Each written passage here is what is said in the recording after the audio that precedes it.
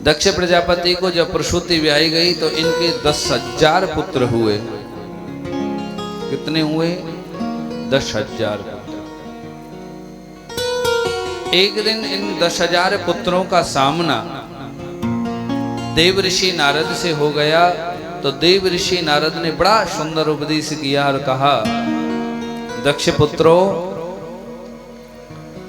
मैं तुमसे कुछ पूछना चाहता हूं, बताओगे? दक्ष पुत्रों ने कहा, पूछिए, क्या पूछना चाहते हैं? तो कहा, ये बताओ कि दोनों ओर बहने वाली नदी का नाम क्या है? जबकि आपने भी देखा होगा नदी तो एक ही ओर बह के जाती है, लेकिन नारद जी क्या पूछ रहे हैं, दोनों ओर बहने वाली नदी का नाम क्या है, जो इधर से भी जा रही है और इधर से भी आ रही है? दक्ष पुत्रों ने कहा, हमें तो मालूम नहीं। आज देव ऋषि नारद कहने लगे, कोई बात नहीं, अगला प्रश्न बताओ, ऐसा कौन सा बिल है जिसमें एक बार कोई चला जाए तो दोबारा निकल के नहीं आता? बोले, हमें नहीं मालूम। चलो कोई बात नहीं, अगला प्रश्न बताओ तुम। ऐसा कौन सा पक्षी है जो बड़ी विचित्र भाषा बोलता है, जो कहता कुछ है अर्थ कुछ और होता है? बोले, ये भी नहीं मालूम। चलो कोई बात नहीं। तो चौथा प्रश्न मेरा ये है कि पुरुषचली के पति का नाम क्या था?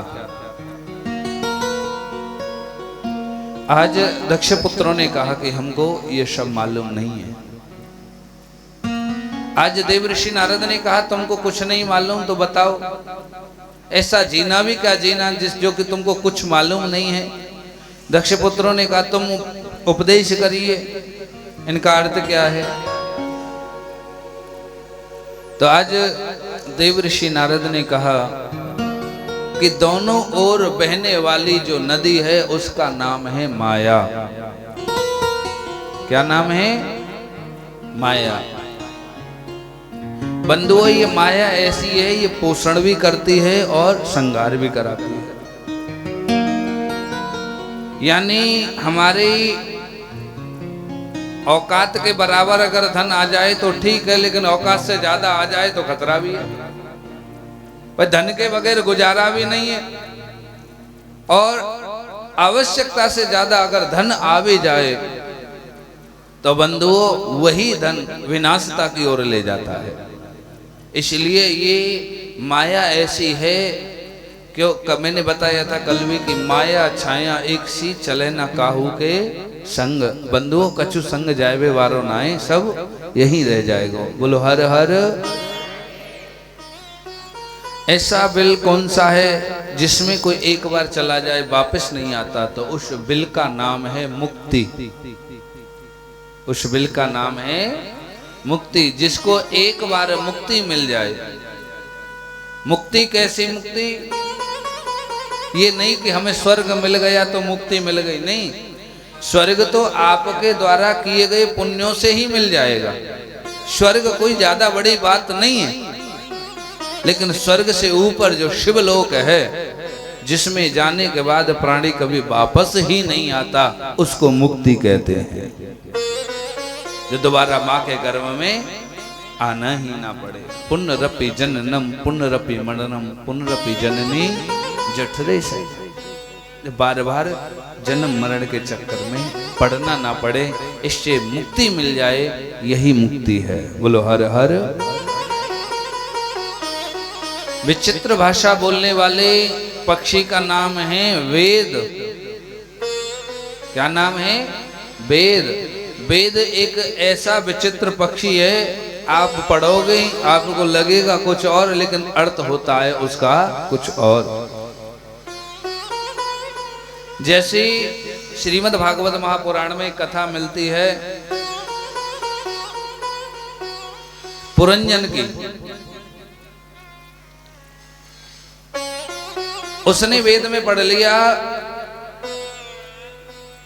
पशून आलवेत। पशून आलवेत का मतलब होता है पशु की बलि दी जाए। अब वो यज्ञ पर यज्ञ किए जा रहा है, यज्ञ पर यज्ञ किए जा रहा है, और प्रत्येक यज्ञ में किसी ना किसी जीव की बलि दे देता है। 99वां जब यज्ञ चल रहा था तो उसके यज्ञ में देव ऋषि नारद आए और आकर के आज उसे रोका, राजन ये क्या कर रहे हो? इस निरपराधी जीव ने, इस निरपराधी पशु ने तेरा क्या बिगाड़ा है जो तू इसकी बलि चढ़ाते जा रहा है? आज पुरंजन ने कहा कि देखो वेदों में लिखा है,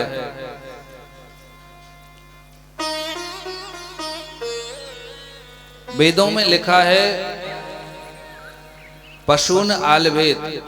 पशून आलवेत का मतलब है कि पशु की बलि दी जाए। अब वेदों में लिखा है तो मैं अगर दे देता हूं तो कौन सी परेशानी है? देव ऋषि नारद ने कहा, राजन तूने अब तक जिन जिन जीवों की बलि दी है ना, एक बार आकाश की ओर नजर डाल के देख, देख आकाश की ओर देख। जैसे ही राजा ने आकाश की ओर देखा तो क्या देखा कि जिन जिन पशुओं की उसने बलि दी है सभी आकाश में अपना मुंह खोल के खड़े हैं, कब ऊपर आए और कब हम इससे अपना बदला ले। भयभीत हो गया, कहने लगा ये क्या हुआ? मैंने तो वेद की बातों को माना, वेद की बात को स्वीकार किया तो यज्ञ किया, ये तो और उल्टा अपराध हो गया, क्या करूं? आज देव ऋषि नारद ने कहा, देखो हम जहां जिस जीव को कष्ट पहुंचाते हैं बंधुओं, एक बात गांठ मार के रख लेना, वही जीव आपसे बदला जरूर लेगा। हम अपने स्वाद के लिए जीवों को मारते हैं, खाते हैं, कष्ट पहुंचाते हैं, इसका मतलब ये नहीं कि आप सुखी हैं।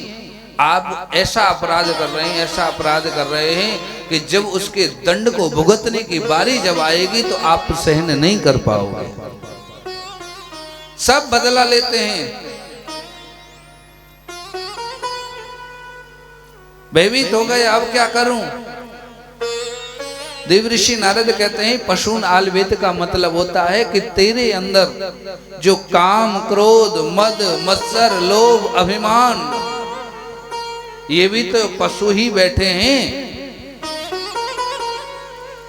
अरे यज्ञ करता जाता, एक एक यज्ञ में एक एक पशु की बलि दे देता, एक यज्ञ में अभिमान रूपी पशु की बलि दे देता, दूसरे में काम रूपी पशु की बलि दे देता। हाँ, तूने अपने अंदर जो पशु बैठे हैं उनकी बलि तो दी नहीं, निरपराधी जीवों की तूने बलि दे दी। बंधुओं, ये वेद एक ऐसी भाषा है जो कहता कुछ और है, अर्थ कुछ और निकलता है। जैसे वेद का एक शब्द है कुमार्या शब्द।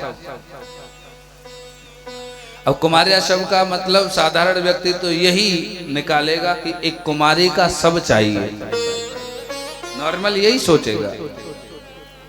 लेकिन ये कुमारी का शव वो सब नहीं है जो तुम समझ रहे हो। कुमारिया शव का मतलब है जो ग्वार पाठा आता है, जो एलोवेरा जिसे चेहरे की लिपापोती में लेते हैं, आता है नहीं आता है, उसके अंदर का जो कूदा होता है उसको कुमारिया शव कहते हैं।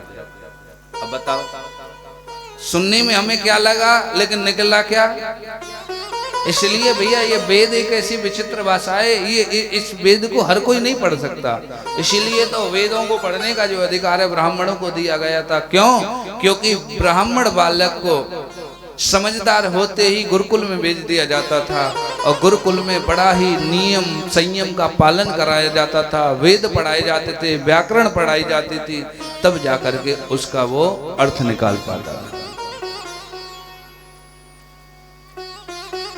और चौथा जो पृष्ठचली के पति का नाम है मायापति।